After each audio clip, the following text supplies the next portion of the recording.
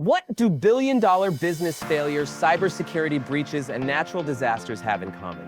One thing: unmanaged risk.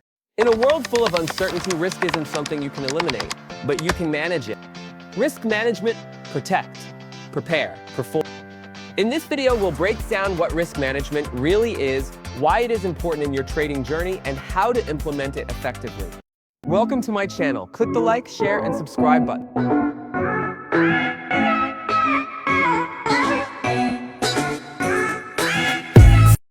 Risk management.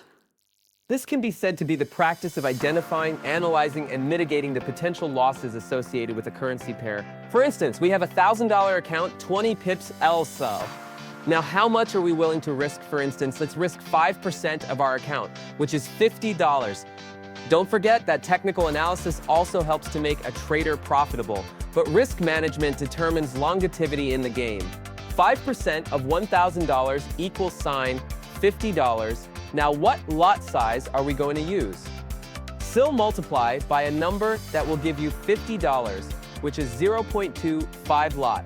Now, to maximize setups, if you have a setup of 10 pips stop loss, what you do is to multiply your initial lot size by 2, which is 0.25 multiplied by 2, which is 0.50 lot. Maintaining $50 stop loss, now you are risking less to make more. That is the power of risk management. The three things you should consider is 1. Risk percentage. 2.